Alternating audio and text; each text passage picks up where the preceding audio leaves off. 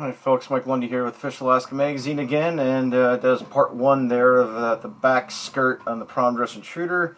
Now we're just going to do the main body and the front skirt with the front Spey Hackle, and the Prom Dress Intruder will be done. So here's the back skirt right here. We're going to cut a piece of chartreuse flat diamond braid, tie that in.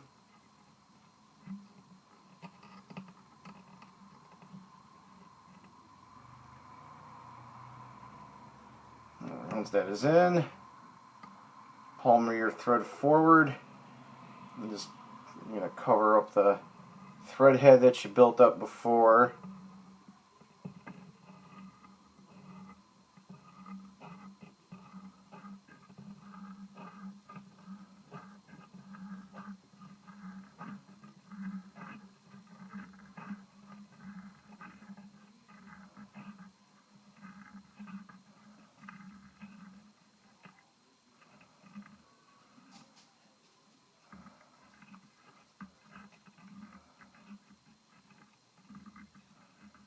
Alright, getting to the end. Make sure you leave enough room on the tube. So you slide your cone head on at the very end. Alright, so that's done. I'll tie out the body.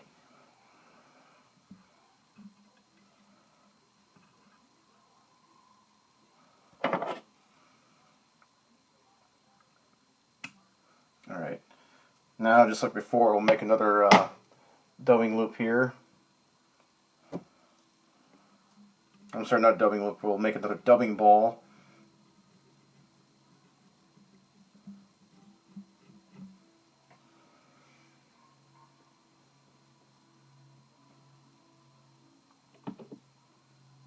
Okay, so same thing, the chartreuse dubbing ball.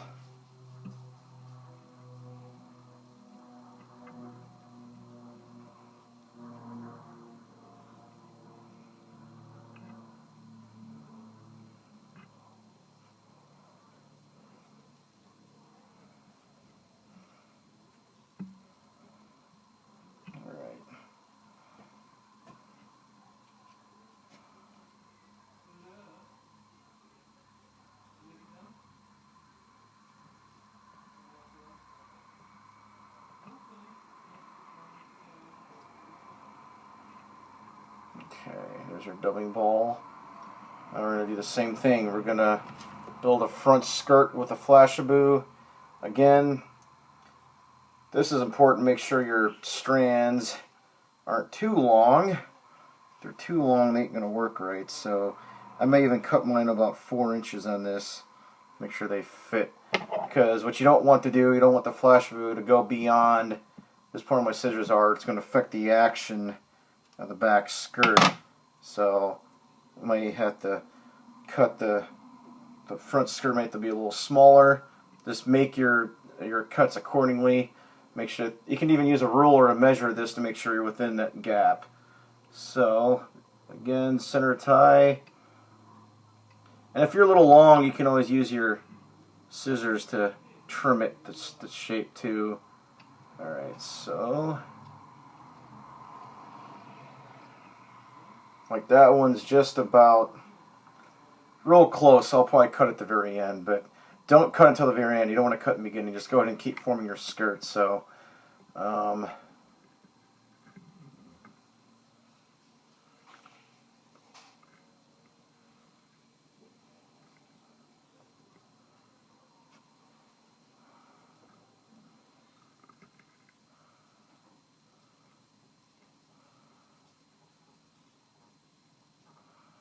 okay.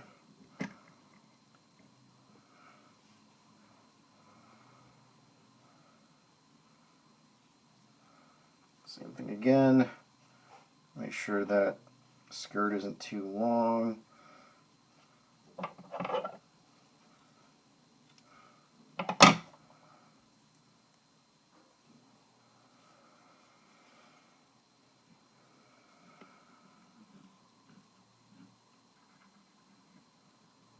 Center tie in, about 3 to 4 wraps. There's 4 right there. I'm just going to spin this forward a little bit. I'm going to reverse and fold it over itself again. Kind of use my thumb and my pointer finger to kind of spread the Flashabou around. Tie that off.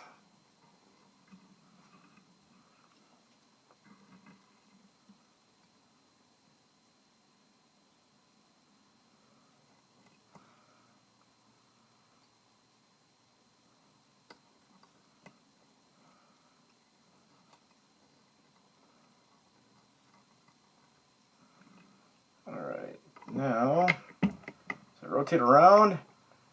Got one small gap left. Now at this point, I don't have to really center tie. I have enough where I could probably just cut a small short strand, about 15 strands, and just tie it in. So that's what I'm gonna do. So the shorter section up here that I still got, I'll cut about 20 strands of that.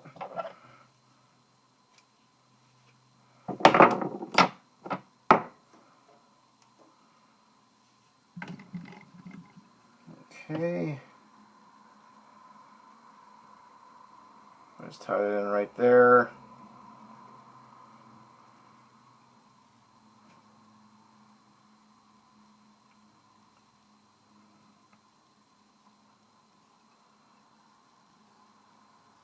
At this point, there is that skirt is done. Now I'm just gonna build another thread head up again before I spin the ostrich. Oh yeah, again, like I mentioned, make sure your skirt is not too far in length. So what I'll do is I'll take the scissors and make a or I'll trim it real fast before I do the second skirt. Alright, so I'll just trim this excess right here. Don't need that because the skirt is done.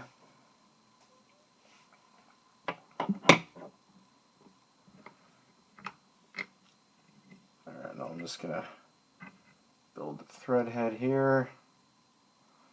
It's important just to leave about 1/8 of an inch of room right here. That way you can slide your cone head on because that's going to be your primary weight. You could use dumbbell eyes, but I think the cone head's easier. So, okay. Now it's there. I'll grab some head cement. Cement this one off.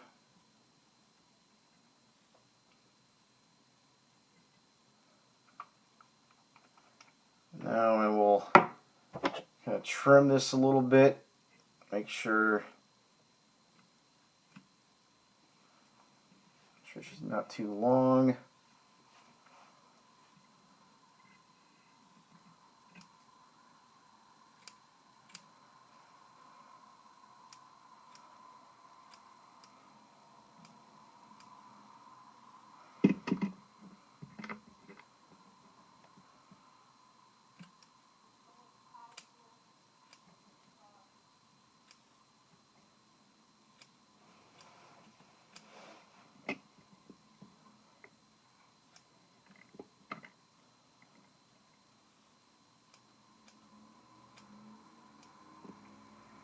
Alright, there you go. Now if you look at our skirt here, there's enough room where when it's going on the back, when it's being swung, that this front Flashabou skirt should not swing into the back skirt. So now she's all trimmed to shape. Head cement is applied. Now we're going to spin our last dubbing loop here. So again, the Scott Hall method, which I like. The fiber is already interspaced on there naturally. There's probably about maybe 15 of them on there. So we're just going to make a loop, insert it this way. And so let's build our dubbing loop up here.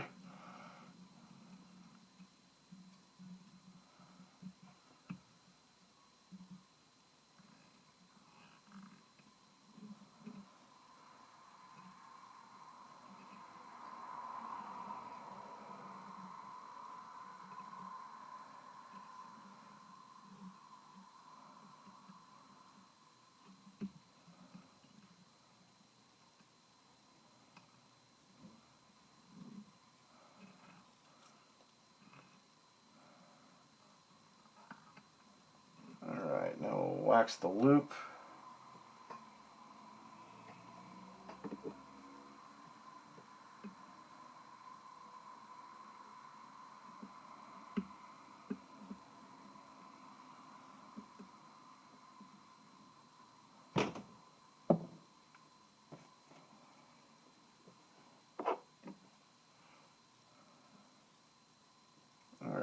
our dubbing spinner right here, OPST, One Peninsula's Gadget Tactics.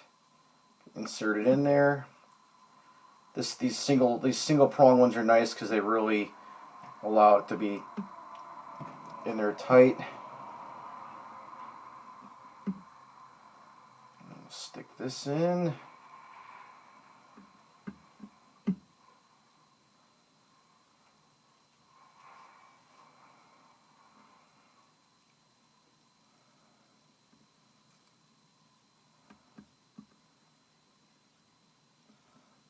Alright, now I'm going to get this in here. There.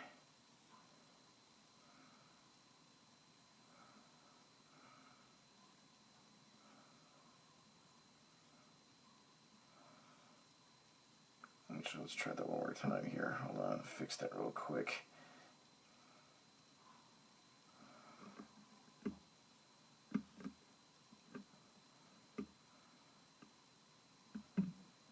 Alright, there we go. Now she's in there. All the fibers are spaced the right distance.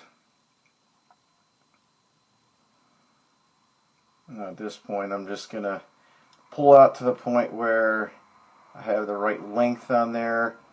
So right about there should be good.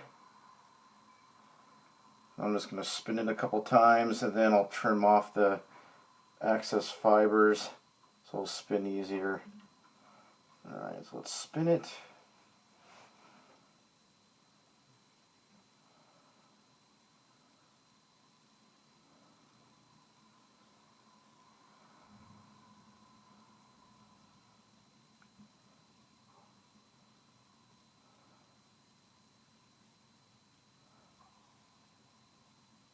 Again, up to the tire, what they want to do for spinning speed, I recommend going kind of slow.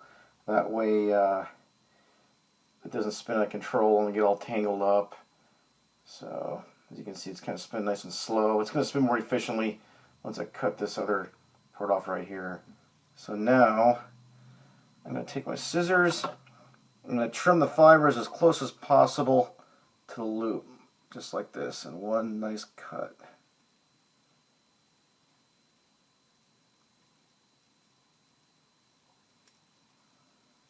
Alright, now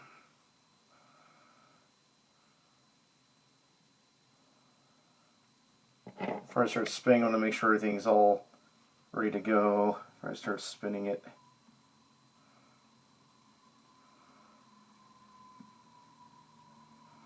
So your balking tool comes in handy.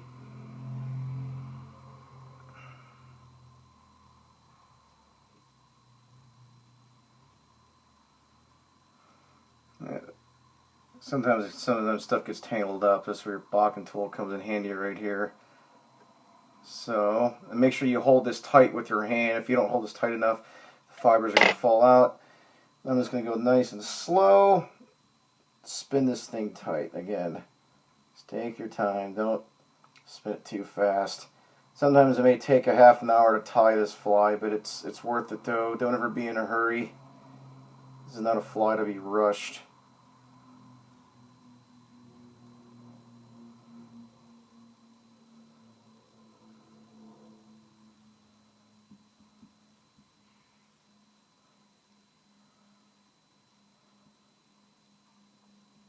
See, she's spinning really nice. This one's actually controlling a lot. This is cooperating a lot better than the first one did. But it's coming up pretty nice. Every once in a while I'll take my balking tool, make sure nothing's tangled up. Quick little flick like that.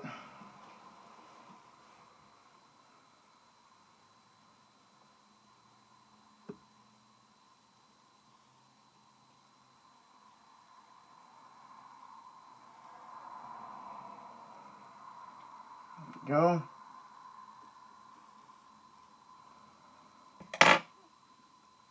Okay. Oh.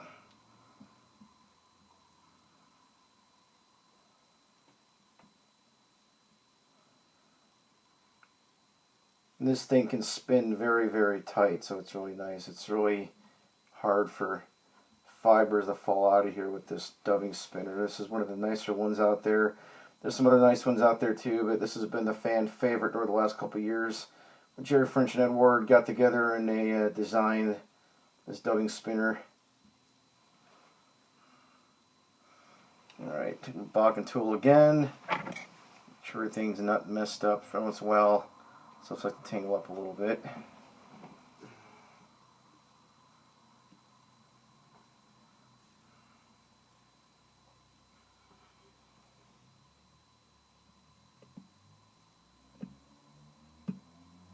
Okay.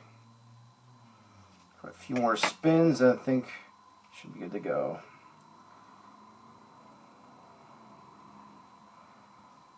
Another nice reason to spin at an angle like this is the ostrich won't tangle up in the flash at all. Alright, I think I should probably do it. Alright, now we'll just, what we'll do now is we'll make sure everything's not messed up, and then we'll palmer it backwards. So again, take my bobbin tool, anything that's tangled up.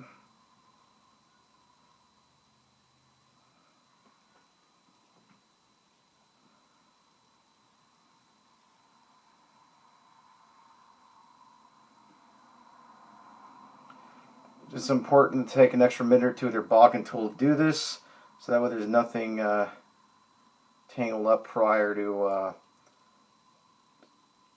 putting the fibers out.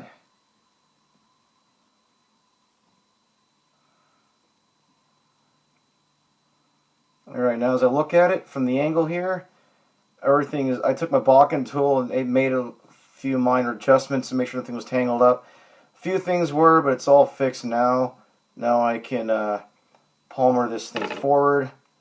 And one thing I like to do,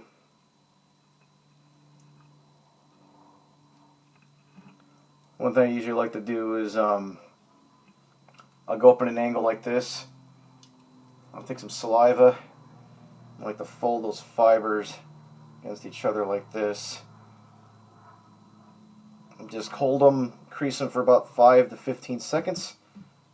Makes it a lot easier to palmer. Same thing here. Like this way it's a lot easier to palmer. Now we can start palmering. Take your time, go nice and slow. Make sure you keep firm pressure on the dubbing loop, on the dubbing spinner, or you're going to lose everything. Again, go nice and slow.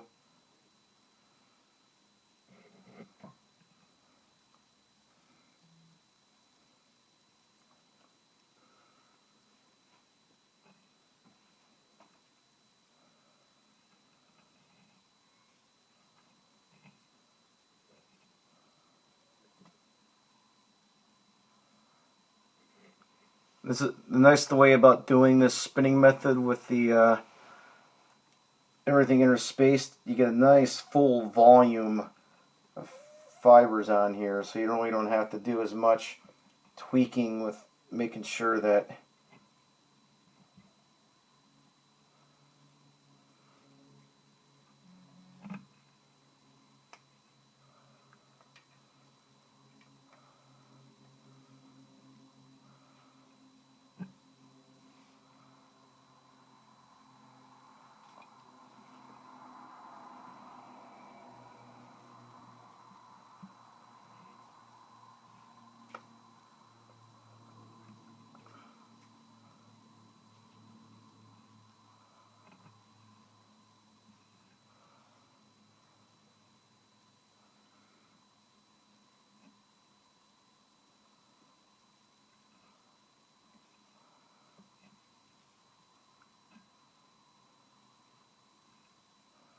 Alright,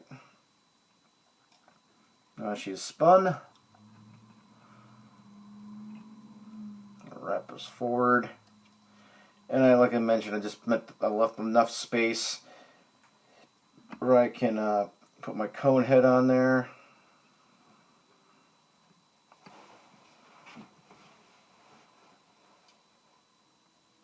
Again, another option, if you have enough room to work with, you can also do one of two options. You can put a second loop, dubbing loop of Lady Amherst fibers in there, or you can actually spin it together with the ostrich in a composite loop, or you can also put a couple Dye Grizzly saddle hackles, such as this right here. You can cut 2 each, put 2 in the back skirt, 2 in the front skirt, add a little decoration for an intruder style like look. Now, it's spun pretty nicely. I'm just going to fold all the fibers back. So I'm going to wet my fingers with some saliva here on my fingertips. Fold everything back. Tie it down. That one came out pretty nice. See the advantage if you take a quick second and look at the vise as I spin it around here.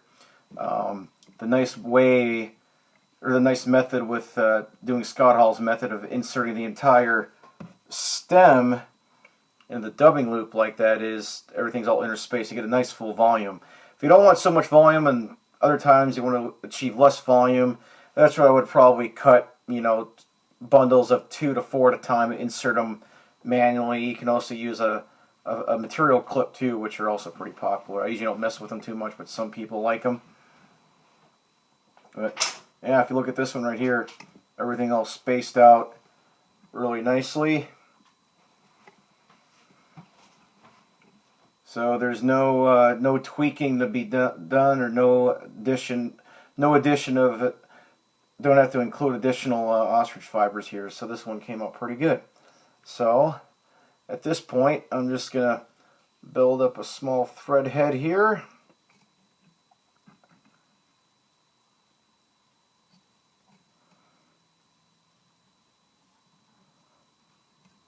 Hold everything in place. And again, as long as you just leave enough space for your cone head. If your thread head isn't the greatest, it's okay. It doesn't matter. Your cone head is going to cover it up anyways. So there you go. I got a nice little thread head right there, and I'm just going to again take some head cement.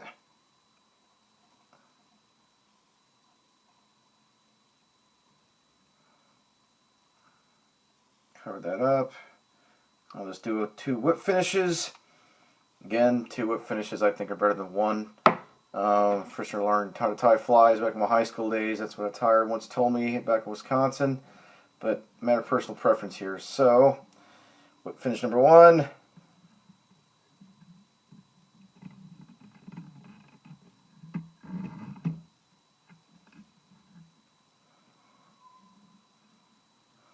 And whip finish number 2.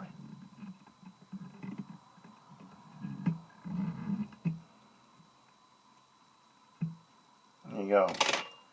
And that is your Prom Dress Intruder. Now the back skirt didn't come with the greatest on that, but it'll still fish okay. I was able to insert a couple, like I mentioned, if you spin a round of ostrich and it doesn't come out to your liking, that's where you can cut a couple individual fibers off, rhea fibers or ostrich fibers, and fix that. So not a big deal. But there you go. Slide it off the tube here. There you go. There is your Prom Dress Intruder. There's the back skirt, front skirt.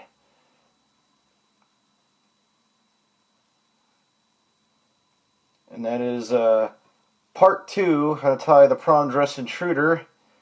I highly recommend using this fly beginning of the season when kings are super aggressive. Like I said, I debuted this thing in the 2015 season last year on the Parks Highway streams, and this thing worked very, very well. So it just got that great pulsation movement, and it's very, very good in soft water types. Actually, even in hard water types, believe it or not, fast water flows. But it doesn't take much current speed to trigger the ostrich and the flashaboo to come to life on the swing. So a lot of the Matsu streams, a lot of the streams in Bristol Bay where there's a lot of softer water in the lower tidal areas, about 25 to 30 miles above tide water. This fly is absolutely deadly. And as far as a trailer hook, I would probably go one of two. I would go with a Gamakatsu Finesse wide gap hook, like a 2-aught or a 1-aught, or you could put some junction tubing in the back. That's if you look right here, I left some room in the back and wanted to put junction tubing in there. Cut some large diameter or medium diameter junction tubing, stick a 1-aught or a 2-aught Onaraki saltwater hook in there, and you're in business. So there you go. Prom Dress Intruder. That is part 2, the front skirt. And stay tuned for the next honorable mention fly, the Marabou tube fly. Thank you.